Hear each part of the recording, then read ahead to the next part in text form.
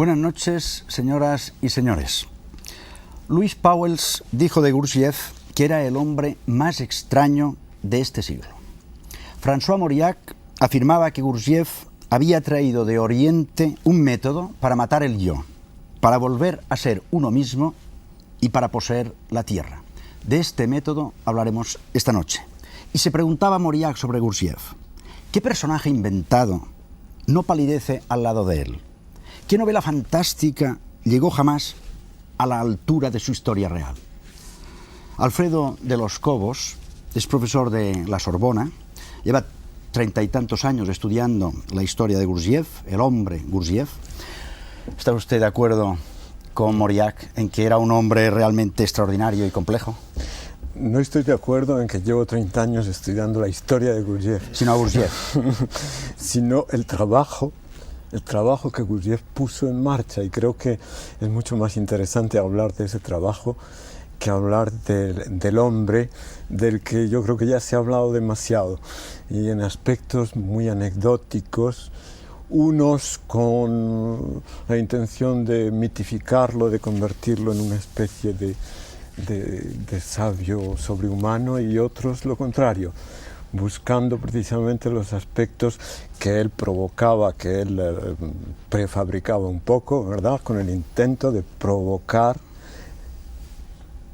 estados de choque, de producir en la gente una impresión que les obligara a despertar, a claro, cuando uno lee sus ante la pregunta, escritos, cuando uno lee sus escritos, descubre una personalidad difícil en el mismo Gurdjieff. Difícil, no sé, extraordinaria sí, desde luego. Por tanto, estamos un poco de acuerdo en que era extraordinario. Extraordinaria, desde luego. Alejandro Jodorowsky es director de cine y además es autor de cómics.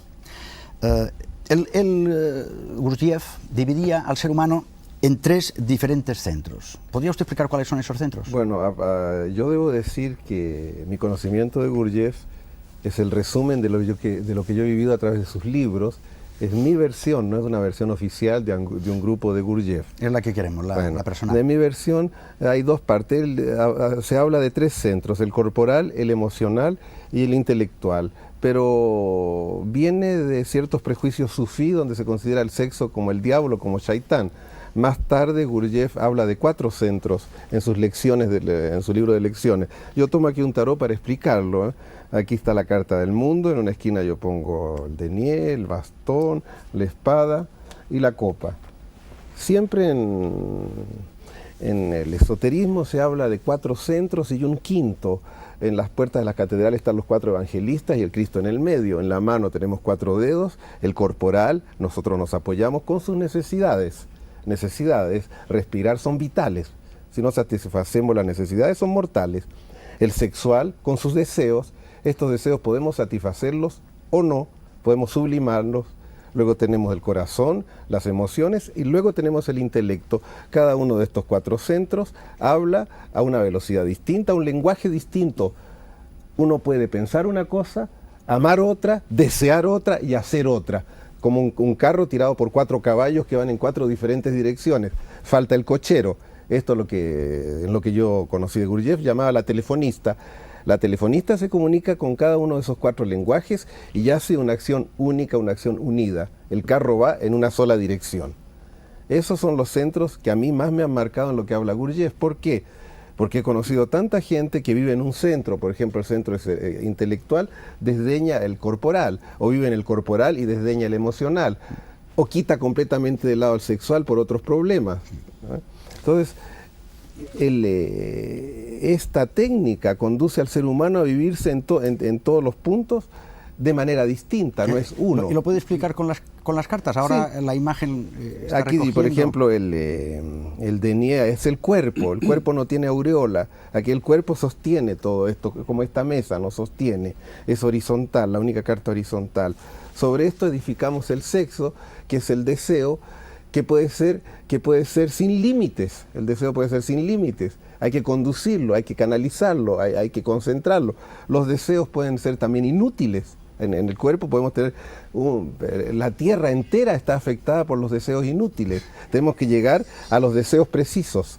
En el sexo tenemos que llegar a concentrarlo para que él pueda actuar, para limitarlo, porque si no, él es incesante. Luego tenemos el corazón, las emociones. Hay emociones que son autodestructivas, que llegan al suicidio, y hay emociones que conducen a la euforia de vivir y al sentimiento de la eternidad universal. Y tenemos luego el intelecto, que tiene que ser claro y preciso.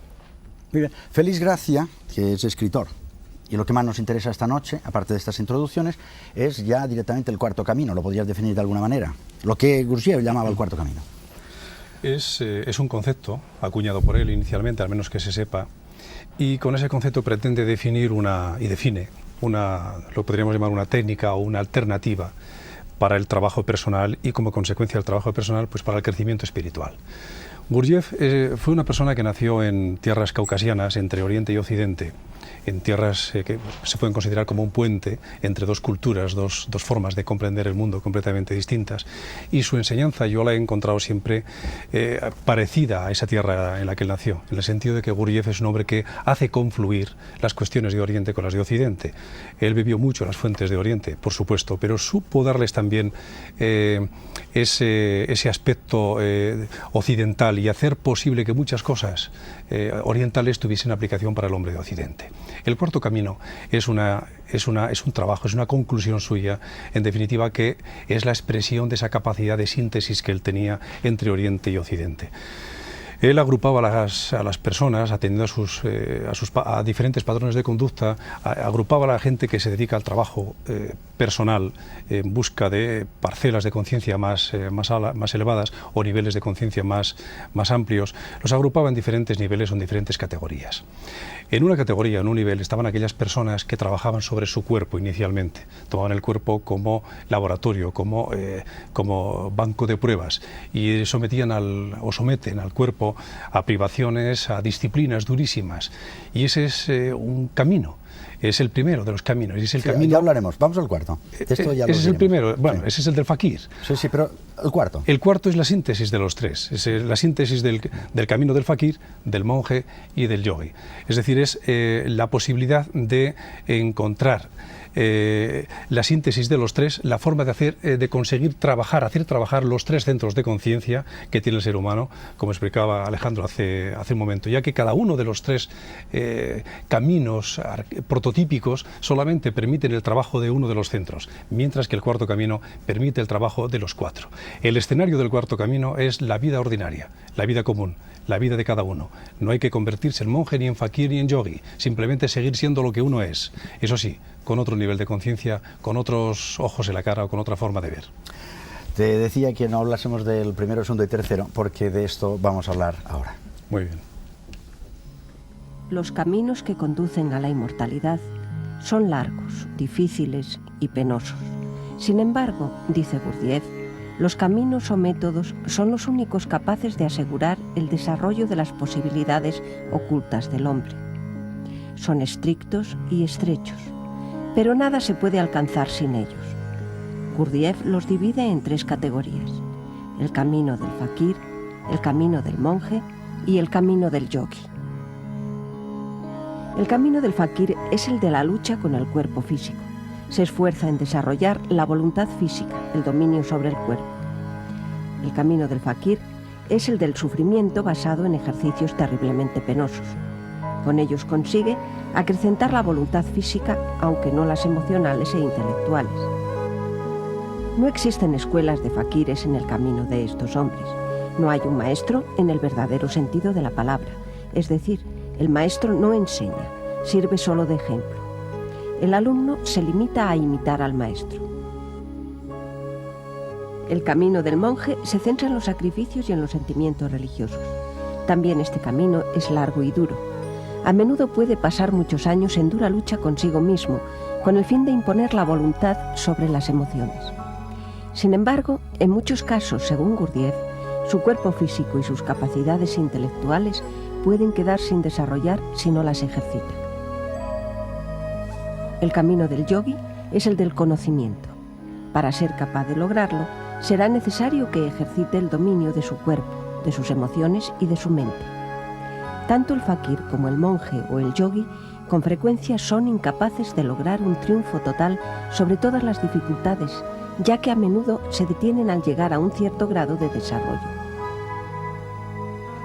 Además de estos tres caminos que pueden ser difíciles para la mayoría, señala Gurdjieff un cuarto camino. La diferencia fundamental entre los tres caminos mencionados y el cuarto estriba en que los tres primeros están unidos a formas permanentes que han subsistido, apenas sin cambiar, en el curso de la historia.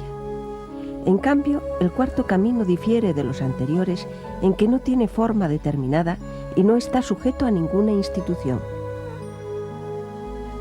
El cuarto camino es la síntesis de los tres anteriores. Adentrarse en él es convertirse en el fakir, el monje y el yogi a la vez. El cuarto camino puede desarrollarse, ejercitarse o seguirse en la vida ordinaria de cada uno.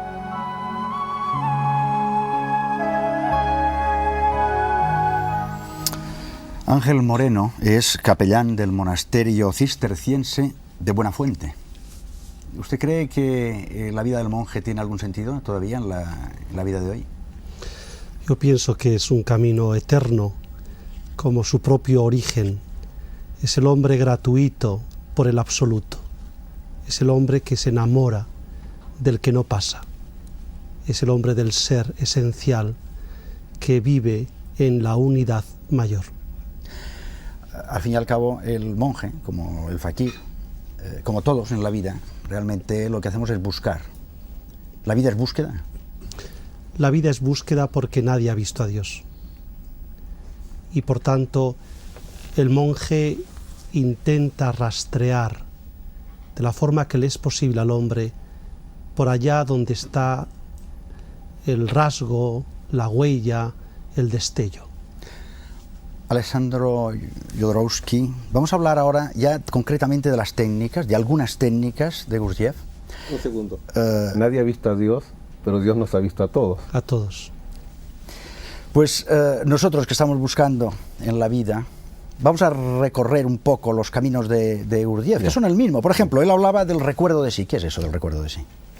Bueno, yo pienso que nosotros nos envolvemos en cada uno de los centros. Yo insisto que más tarde Gurdjieff va a hablar de 4 centros, no de 3. Hay que leer las lecciones de Gurdjieff. Entonces, tomada por sus alumnos, uno se mezcla en su intelecto. El intelecto es como esta copa. El agua se da vueltas dentro de esta copa, pero la copa no son las ideas, es una energía que está ahí. El corazón es lo mismo, es una copa que tiene emociones que giran, pero hay momentos en que las emociones se van haciendo más diáfanas hasta que se llega al real amor que hay en el corazón, que es total, que no hay que buscarlo, sexualmente lo mismo y corporalmente lo mismo. Entonces, uno se mezcla en estos pequeños egos. Hay un llamado que se hace al recuerdo de sí. El recuerdo de sí es sentirse. Mientras más me siento, más soy. Si me siento totalmente, es el momento en que soy. Y el método que él llamaba del stop, por ejemplo. Gurdjieff decía stop y la gente se detenía a decir en lo que estuvieran. Yo estoy mezclado aquí en una emisión de tele y de pronto que stop. ¿Qué estoy haciendo aquí? Veámonos. Con mi vida, mi muerte, mi edad, las personas que están delante de mí. ¿Qué es esto? ¿Qué es hacer emisiones sobre Gurdjieff? ¿Qué significa esto? Paremos esto. Quieto. Cierro la mente. Ni una palabra más. En ese momento había alumnos que se paraban dentro de una sequía, estaban trabajando y Gurdjieff dijo stop y el agua empezó a subir y el alumno obediente no se movía. Podía haberse ahogado. O sea, hay que parar en un momento dado, parar el carro. Sí. Esto coincide con el romper esquemas, que también era otro sistema, el mismo. Nosotros tenemos esquemas, círculos hipnóticos, tenemos siempre, usamos 40 o 50 frases, 5 o 6 sentimientos, 4 o 6 deseos, 30 movimientos. Entonces él rompía los movimientos con ejercicios de disociación corporal, rompía el esquema de deseos. A Luc Dietrich, poeta que surrealista del Gran Juego, le dijo: todos los días vas a conquistar una mujer distinta, te vas a acostar con una mujer distinta. Y a Domar le dijo: te vas a acostar con una mujer una vez al año, rompiendo sus esquemas. Rompe los esquemas emocionales y mentales, se sale del hábito. A un intelectual lo hace trabajar con las manos. O sea, salirse de lo que uno es para llegar a sentirse. Uspensky hablaba de los yoes, de los muchos yoes que tenemos y que son los que actúan en nosotros, el yo que se levanta, el yo que se afeita, el yo que yo lee. vengo aquí. ¿Quién es yo? Uno es como una nube, el yo es cambiante. No tenemos un yo igual. El yo con el que me acosté no es el yo con el que me levanté.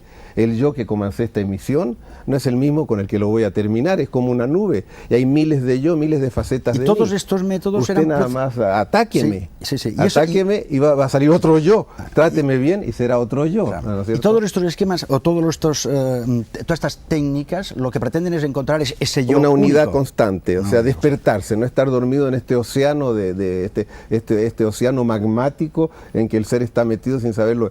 Dice Gurdjieff, según lo que yo sé, todo sucede a la persona dormida, todo le sucede.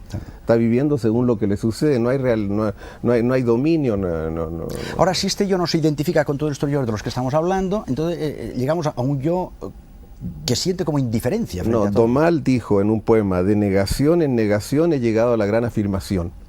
En ese momento se llega a la gran afirmación, se llega a la maravilla que es un ser humano, que es uno, obra divina. Uno es obra divina, uno es una maravilla. Nada más que hay que saberlo. Ramiro Calle es profesor de yoga, es interesante todo lo que estamos escuchando ya, profesor de yoga. Subrayemos la importancia de la atención, de todo lo que él está diciendo. Realmente hay un punto que es la atención, estar atentos.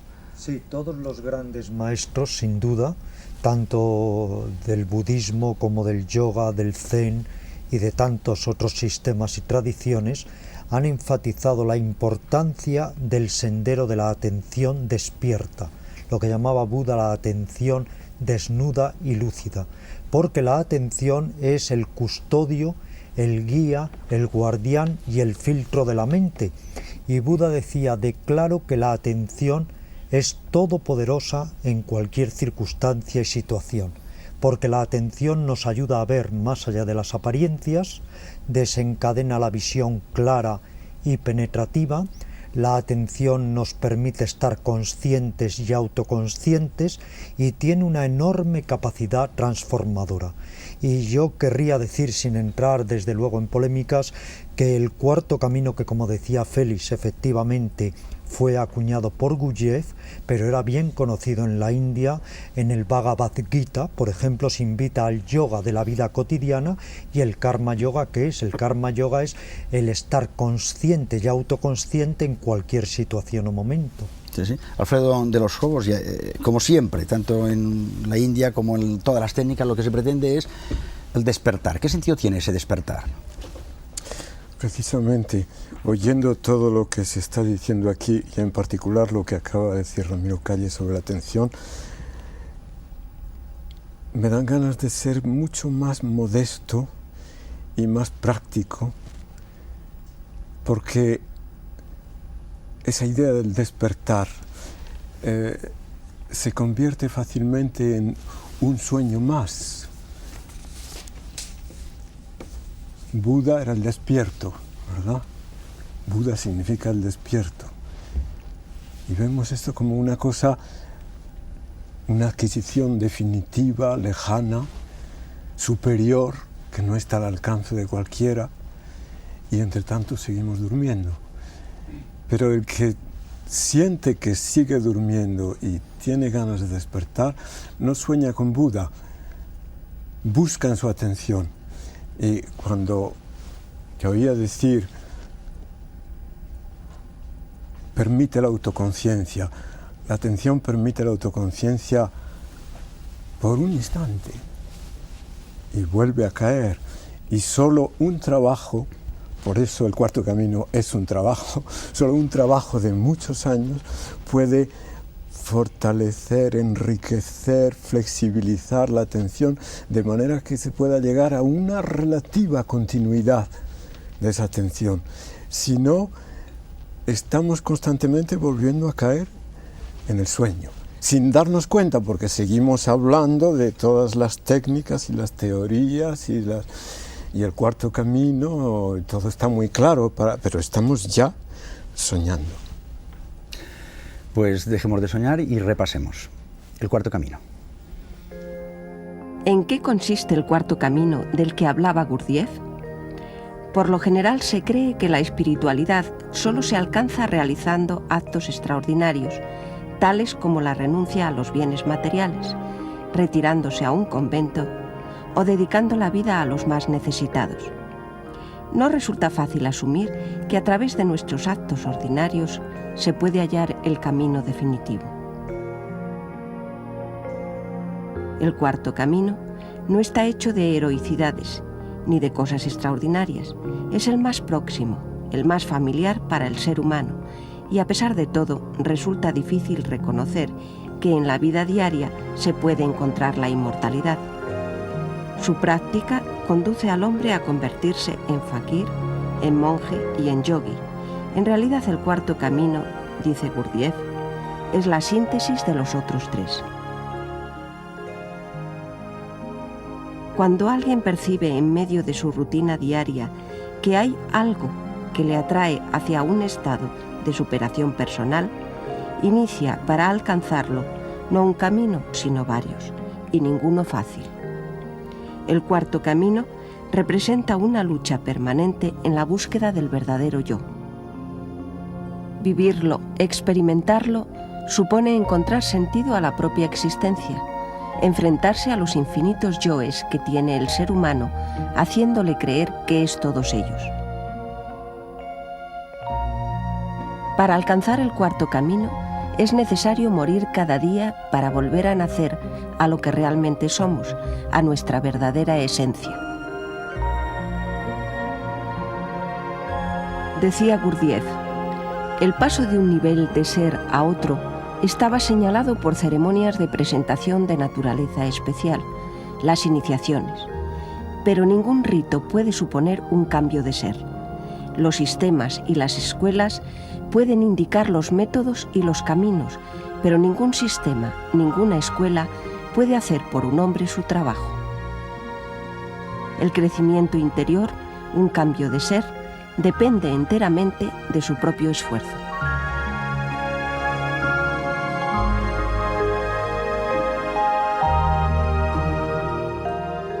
Ramiro Calle, decíamos nosotros antes que estas técnicas las había traído Gurdjieff desde de Oriente. ¿En qué realmente se parecen a las de Oriente y en qué las cambió?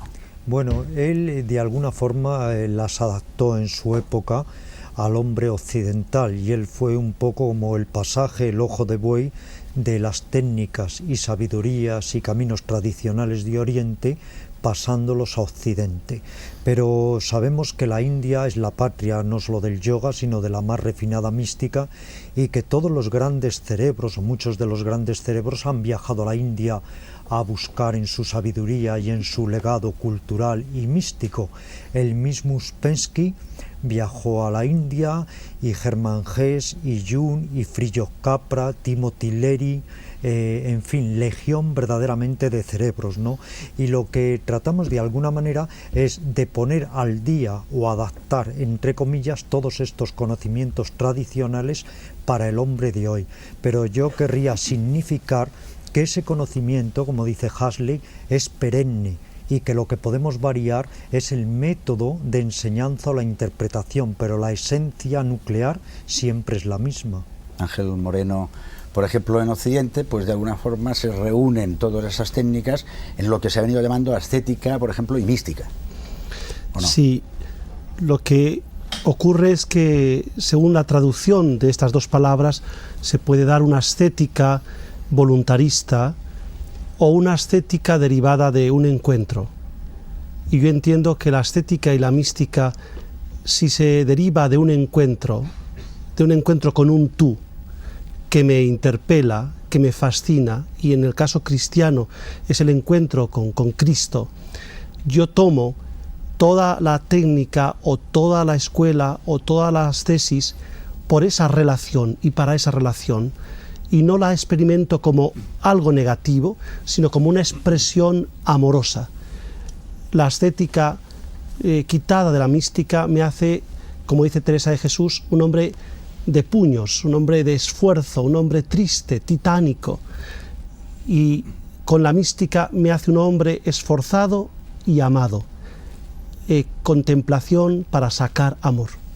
Alessandro Jodorowsky antes estaba dibujando, iniciaba el eneagrama de Gurdjieff.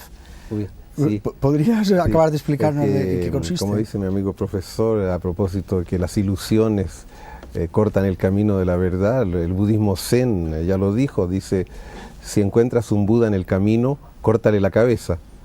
Lo cual quiere decir eso, ¿no? Esto, siempre las místicas han tenido como diagramas para... ¿Quiere acercarse allí y dibujarlo? El enneagrama que usó Gurdjieff, yo insisto, es en su época, en su primera época, cuando habían 3 centros.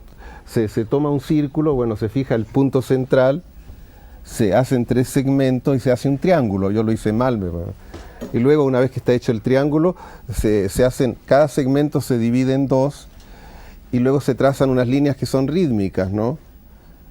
Se une así, luego se une así, y luego este va al más grande, aquí, te va para acá, te va para acá, y este, yo creo que me equivoqué. Bueno, espérate. Más o menos. Bueno, la idea más o menos. ¿Puede acercarse a la mesa? Más o menos. ¿Puede acercarse a la mesa y tengo nos que lo poner explica? aquí para Entonces, no hay un círculo, hay un triángulo y hay 6 líneas que hacen un ritmo. El enneagrama tiene 9 puntos y un décimo en el centro. En la Cábala judía hay los 10 sefirot, que es casi, ¿no es cierto? Divididos en 3 columnas. ¿No? Es una explicación del mundo, una filosofía. Esta es otra filosofía. Se la puede interpretar como... Que hay que hacer un recorrido desde Malkut, abajo, hasta Keter. Se la puede interpretar como uno quiera, ¿no es cierto? Sí. Como uno quiera. Bueno, y se puede poder hacer los recorridos que uno quiera, hay 22 caminos para seguirlo, pero esa es la cabal. Pero todos estos son como diagramas que cada persona debe valorar. Yo podría valorar esto diciendo, este es el centro corporal, infinito, el mundo. Aquí está el triángulo, que sería la luz del intelecto, y este ritmo cardíaco que hay aquí sería el terreno emocional, y tendríamos aquí los 3 centros alrededor de un punto total de atención. Atención, atención, atención. La persona va a estudiar con un samurái y le dice, ¿qué se necesita para aprender la espada? Le dice, atención. Solo eso. Atención, atención. Nada más. Atención, atención, atención. Entonces, eso yo podría explicarlo así rápidamente, pero cada persona puede sacar libros sobre estos símbolos, ¿no es cierto? Sí. Son útiles como el tarot, no son una verdad, son sistemas donde nosotros podemos colocar nuestra visión e irla exaltando cada vez más. Alfredo de los Cobos, habría que añadir al enneagrama los números. Sí. Porque se trata de 1, 4, 2, 8, 5, 7, es decir, la fracción periódica pura resultante de la división de 1 por 7. Ya estamos en plena abstracción, no nos sirve para nada en el trabajo íntimo, pero significa algo. Bueno, vamos a hablar ahora... Algo muy importante. Muy importante. Son resúmenes que sirven a uno, son como ayudas memorias, son como máquinas. Máquinas metafísicas. Y todo para llegar al saber, a la sabiduría. Al ser, más bien que el Bueno, ser. pero vamos a pasar primero por la diferencia que me gustaría que Alfredo de los Cobos nos hiciese entre saber y comprender. Comprender. Gurdjieff decía, no hacer nada sin comprender. Ya es una manera muy particular de mandar el maestro a los alumnos, ¿verdad? No hacer nada sin comprender. Y en otro pasaje habla de comprender con todo su ser. Es decir, que ya nos pone en guardia contra la comprensión habitual, que consiste en reducir lo no conocido a lo conocido, a las categorías mentales de las que tengo costumbre, a las normas o a los esquemas o a las palabras muchas veces que nos vienen de una tradición o de una ciencia, en lugar de enfrentarse directamente con una experiencia. Ahora, ¿qué puede ser una comprensión con todo el ser? Indudablemente está en relación con lo que se decía hace un momento de los centros, y aclara lo que puede significar trabajar con todos los centros a un tiempo. No es simplemente que los centros funcionen intensivamente al mismo tiempo, sino que la atención de la que hablaba Jodorowsky, la atención esté presente en todos a un tiempo. Estar en el centro intelectual, en el centro emocional, en el cuerpo e incluso en el sexo, aunque habría que hablar mucho de eso porque el sexo se infiltra en todas partes, ¿verdad? Pero con la atención Y eso es precisamente lo difícil, lo más difícil, mantener una atención despierta como la lamparita que va alumbrándolo todo. La realidad es que se nos escapa constantemente y el que empieza a trabajar cree que va a progresar muy rápidamente, muy fácilmente y va a llegar a tener una atención continua y permanente y sólida, y se da cuenta de que es mucho más difícil de lo que creía, que la atención se escurre por todos los lados, que se deja llevar, que se deja identificar. Este es otro término típico de Gurdjieff, ¿verdad?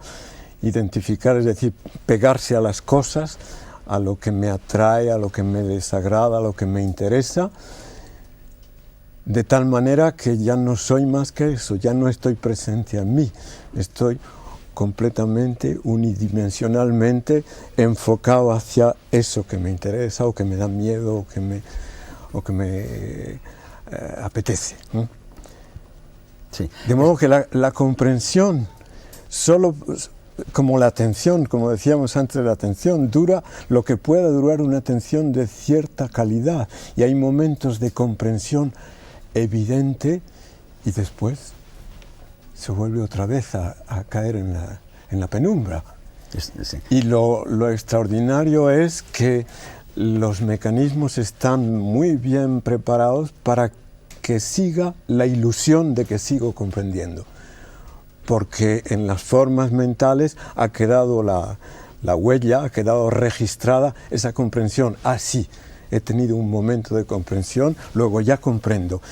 Y se descubre precisamente cuando vuelve otro momento de despertar que no, que estaba durmiendo otra vez. Sí. Félix, lo que está diciendo ahora Alfredo, tiene mucho que ver con el ir pasando de grado de conciencia a grado de conciencia, hasta poder llegar a la iluminación, que como está diciendo, un instante, si es que se puede llamar iluminación, si es que se puede llamar ese instante relativa. Claro.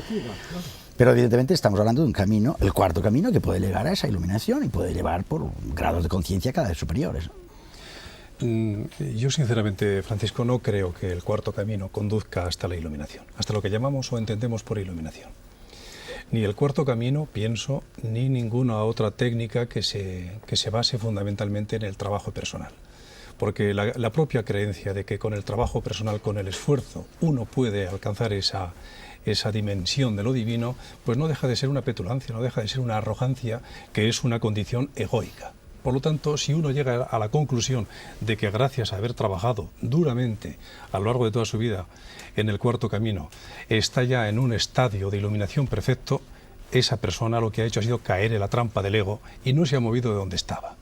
Yo creo que la esencia del cuarto camino, bien comprendida, si realmente el trabajo es fructífero, si se sabe hacer, si se sabe llevar, y eso es muy difícil porque es muy duro, tiene que permitir al trabajador del cuarto camino, en un momento determinado, reconocer humildemente que él es incapaz, por sus propios medios, de alcanzar la iluminación, a pesar de todo el esfuerzo que haga, porque eso siempre será un procedimiento hartamente recurrente del ego que te enreda en la madeja y no te deja de salir de él.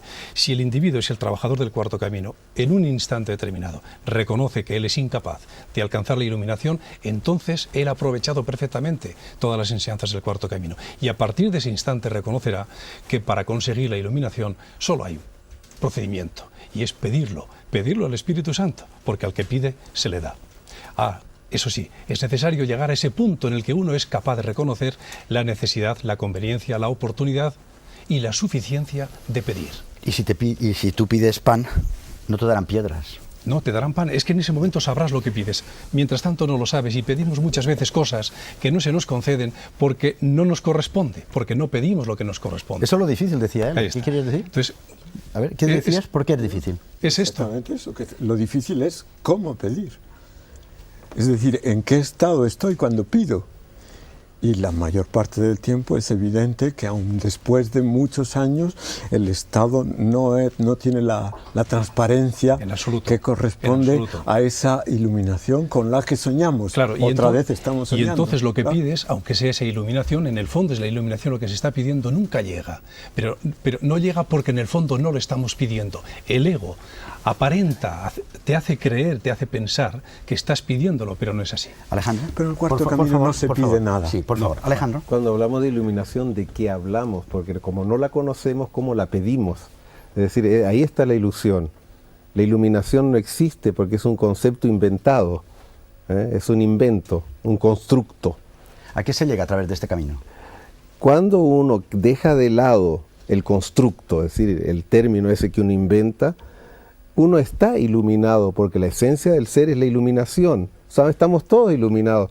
No podemos decir que no seamos la casa de Dios. Somos todos divinos. Entonces no hay que hacer nada en un momento dado. El ego debe aprender a no hacer nada, vaciarse. ¿Ah? Estamos todos iluminados, pero no lo sabemos. Pero no lo sabemos. Entonces hay que aceptarlo, tranquilo, dejar de lado, pero tampoco es abandonar la búsqueda. No abandonamos la búsqueda. Gurdjieff, además, era compositor. Compuso música. Interpreta Alan Kremski.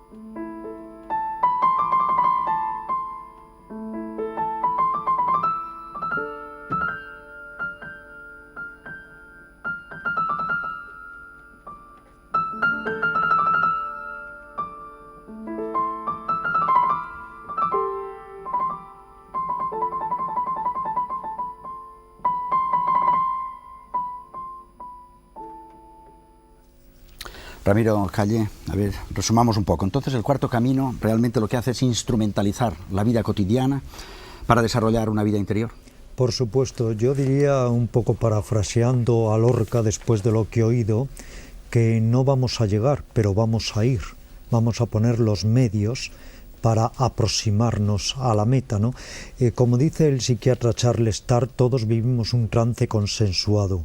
Claro que es dificilísimo despertar y por eso tenemos que ser muy humildes y lo único que podemos hacer es poner las condiciones para que la gran invitada que es la sabiduría, si quiere, llame a nuestra puerta.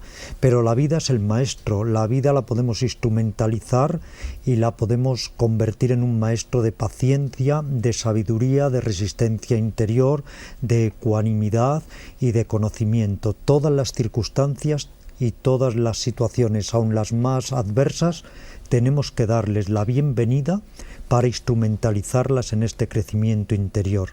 Buda, volviendo a él, decía, si solo 7 días pudiéramos estar atentos, nos liberaríamos. Esto demuestra hasta qué punto estamos en ese trance consensuado. Pero evidentemente hay que estar atentos. Es el vigilantes, porque puede llegar el momento y te puede encontrar dormido. Por supuesto, lo que dicen los maestros indios, que hay que tratar de mantener la actitud contemplativa aún en la acción, o sea, una actitud meditativa, descubrir la profundidad de una caricia, el aroma de una flor, el comunicarnos plenamente con una persona, poniéndonos a la escucha de esa persona, de alguna forma entrenar la atención, porque la atención es como una gema que nos dan en bruto y que nosotros podemos pulir y abrillantar, pero desde luego hay que estar en el intento. Ya decía Ouspensky que la búsqueda, este rastrear por lo menos, es lo que da el gran significado a la existencia. Alfredo de los Cobos, por sus intervenciones ya he visto que nos lo pone muy difícil, pero la pregunta yo que quería hacerles es esta. ¿El cuarto camino del que estamos hablando es posible para el hombre de hoy? Eso sí que sería fácil decir, puesto que existe, es que es posible. Puesto que hay miles de personas que se interesan por esto, es posible. Pero en fin, el criterio me parece de poca calidad. Creo que es mucho más importante que el hecho de que se interese la gente por ello, que al fin y al cabo se interesa por otras muchas cosas que no lo merecen. Es un criterio mucho más serio. ¿Por qué interesa a la gente? Cuando un trabajo, algo que cuesta, que es difícil, que requiere esfuerzos continuados y de cierta calidad, atrae a la gente, es porque hay algo serio ahí. Ahora, por otra parte, se plantea la cuestión de la continuidad de ese trabajo. Incluso se ha planteado más de una vez la de la legitimidad, ¿verdad? Una vez que el maestro ya no está, los discípulos ya no tienen la misma calidad humana y la enseñanza pierde su fuerza o su eficacia. Esto es una idea más, claro, y además es una idea que va en contra de la idea misma de evolución. Si se considera que es posible la evolución del ser humano, entonces hay que admitir que los discípulos pueden elevarse a la altura del maestro, o más o menos, y un caso es Gurdjieff, puesto que antes de ser maestro fue discípulo y aprendió de diferentes maestros y supongo que en muchos aspectos le superaría. De modo que la cuestión de la legitimidad, en realidad, o de la garantía, vamos a decirlo así, la cuestión de la garantía solo puede ser experimental. Es decir, si entro en este estado de trabajo interior, si hago esfuerzos de atención, si sigo más o menos obedientemente, porque no se trata tampoco de una obediencia ciega, se trata de buscar. Si busco a ver quién soy, quién es ese ser que llamo yo, entonces me encuentro con otros que están buscando lo mismo y con algunos que lo han buscado durante mucho tiempo y que tienen experiencias superiores a la mía. Entonces puede haber un verdadero intercambio sin trampa, porque lo difícil es evitar la trampa que nos tiende constantemente el intelecto o las trampas de la ilusión, simplemente. Sí, porque estamos buscando, nos encontramos los telespectadores y nosotros todos los sábados la tabla redonda. Gurdjieff, por cierto, dividía a los seres humanos en 7 clases o en 7 categorías. Es curioso. Vamos a verlo. George Ivanovich Gurdjieff, esoterista ruso, creador del llamado sistema del Cuarto Camino. Nació en Rusia en 1877 y murió en París el 29 de octubre de 1949. Fundó en 1922 el Instituto para el Desarrollo Armonioso del Hombre. Elaboró una doctrina filosófico-científica que mezclaba las tradiciones esotéricas orientales con las occidentales. Fue un personaje controvertido, cuyas ideas dejó reflejadas al final de su vida en varios libros. Según las teorías desarrolladas por Gurdjieff, el ser humano se divide en 7 categorías. A las 3 primeras pertenece la humanidad mecánica. Predomina en ellos el yo físico, emocional o intelectual. En cambio, los hombres pertenecientes a las categorías 4ª, 5ª, 6ª y 7ª han logrado encontrarse a sí mismos a través de la negación del yo. Los hombres pertenecientes a estas categorías son los iniciados, aquellos que han logrado despojarse de su yo egoísta para alcanzar el yo superior, la humildad. Decía Gurdjieff que cada hombre nace como hombre número 1, número 2 y número 3. A estas 3 primeras categorías pertenece la mayor parte de la humanidad. Solo se accede a las superiores como consecuencia de esfuerzos muy definidos. En el hombre número 1 predominan el instinto y el movimiento sobre el sentimiento y el pensamiento. Su religión está hecha de formas exteriores, de ritos, de sacrificios, que unas veces, dice Gurdjieff, pueden ser brillantes, magníficas, y otras, por el contrario, salvajes y crueles. En el hombre número 2 predominan los sentimientos y las emociones. Practica la religión de la fe, del amor y de la adoración, aunque en ocasiones esa adoración se transforma en una religión de persecución inquisitorial y de exterminio. El hombre número 3 es el hombre racional, el intelectual que parte siempre de consideraciones mentales. Su religión se basa en razonamientos, interpretaciones y deducciones lógicas. Solo los que han sido iniciados, los que se han interesado por adquirir, a través de un trabajo largo y difícil, una conciencia objetiva que les permite ver las cosas tal como son, pertenecen a la 4ª categoría. Sin embargo, su saber no es permanente, todavía puede retroceder a las categorías inferiores. Excepcionalmente, alguien sin una cultura o preparación especial puede pasar de la 1ª categoría a la 5ª, es decir, de ser un hombre común a ser un iniciado. Gurdjieff coloca en la categoría número 5 al hombre que todo lo que sabe, lo sabe con todo su ser.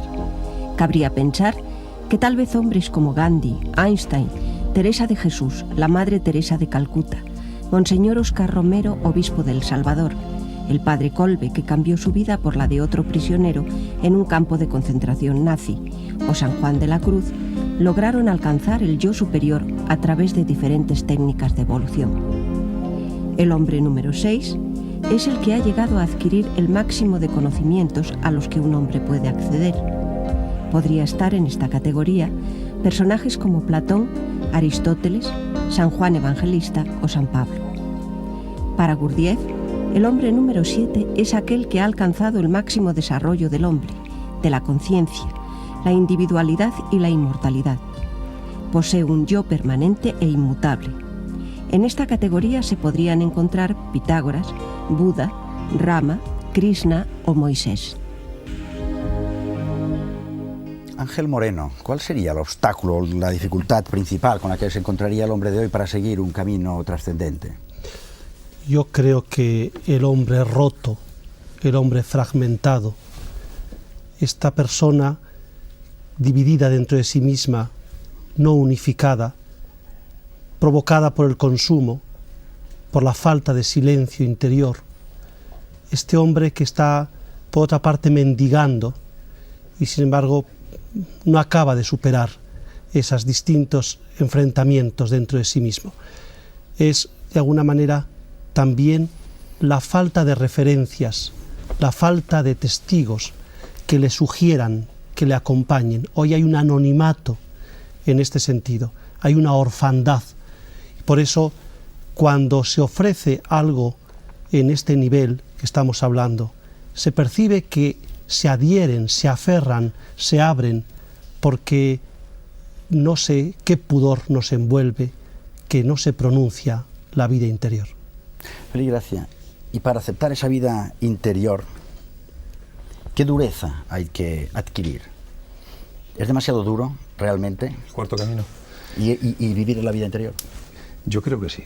El 4º camino es especialmente un camino duro por lo complejo que es y porque además no te permite escapar. Es decir, si estás no tienes excusas, porque en cualquier caso estás inmerso en la vida ordinaria y por lo tanto la única excusa es el decir no lo acepto. Pero fuera de esa no hay otra. Y es realmente duro, es realmente difícil aceptar aquello. Decíamos al principio que el 4º camino, el escenario del 4º camino es la vida ordinaria, la vida de cada uno. Y si es así, tiene que ser porque existe una relación entre el entorno, la vida de cada uno y uno mismo. Y eso es cierto, existe esa relación. No hay diferencia entre el mundo de fuera y el mundo de dentro. El mundo exterior es el reflejo, es la proyección del mundo interno, pero la dificultad está en que nosotros no somos capaces de reconocer aquello. Tú sabes que Jung establecía una clara diferencia entre lo que era la parte consciente conocida de nosotros mismos y la parte inconsciente, que es la que aglutina la mayor parte de nuestras cualidades. Y ese inconsciente, todas las cosas que están incluidas, todas las aptitudes, todas las cualidades nuestras que están en el inconsciente, se comportan según el mismo como una especie de imán que atrae del exterior algo parecido o idéntico a ellas mismas. De manera que el que, siendo violento, lo reprime, porque no está bien visto ser violento en nuestra sociedad, entonces se encuentra con que en su vida aparecen situaciones de violencia o personajes violentos. La dificultad estriba en reconocer uno que ese personaje violento es una proyección, o no el personaje, sino la circunstancia que crea, que es una proyección de sí mismo, es decir, que los demás son pantallas donde nos podemos ver. Y reconocer esto realmente es muy duro y muy difícil. Y puede haber, entre otras dificultades, una oposición. Una persona dentro de la familia se encuentra con que todo el mundo se opone, por ejemplo, a ese camino que uno debe llevar, el cuarto camino, por ejemplo. Lo que ocurre muchas veces, y esto tú lo has visto porque has estado como yo en congresos y en seminarios y demás, y has visto que se da un hecho muy común, y es que entre las parejas, generalmente es la mujer la que está más preparada o acepta el trabajo espiritual, y el marido el que no la acompaña, y muchas veces se convierte en un obstáculo para ella, y luego se acercan y preguntan qué se puede hacer en una situación como esta. Esto es un hecho real, es decir, no siempre, cuando uno comparte la vida con una pareja, no siempre tiene la fortuna de que la pareja le acompañe también en esa preocupación. Lo que pasa que tampoco hay, creo, respuestas definitivas ante qué es lo que se puede hacer en una situación como esa, porque habría que distinguir... Convertir el obstáculo en camino. Exactamente, habría que saber si aquello es un obstáculo simplemente o es un impedimento. Sí.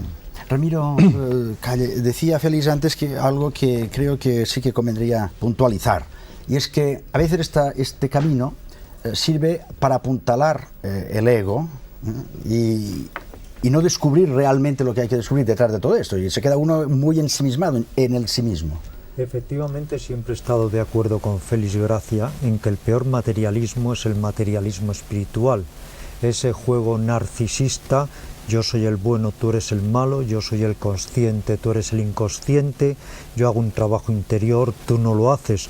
De esa manera lo que hacemos es apuntalar el ego en lugar de desbaratar toda su burocracia. Había un gran místico cristiano que después de toda una vida de trabajo interior le dijo a su discípulo: porque soy débil, comprendo tu debilidad. Creo que todos somos extraordinariamente débiles, que hay que menguar para crecer y que lo que realmente tenemos que hacer es rendir el ego si queremos llegar a alguna parte. Félix Gracia, el caso es que la vida hay que vivirla de todas formas. Y ya se puede vivir o como el cuarto camino o vivirla sin el cuarto camino, pero al final la tienes que vivir. Eso es cierto, no hay otra alternativa. Por lo tanto, digamos que esa es la opción, la única opción, la única alternativa, que es vivir la vida. Parecería una tontería entonces desaprovechar el tiempo. Pero vivir la vida de forma iniciática. Exactamente, desde otro punto de vista. Pues ya lo ven ustedes, es otro punto de vista. Es tan simple y tan complicado como la vida misma. Buenas noches y hasta la próxima semana en La Tabla Redonda.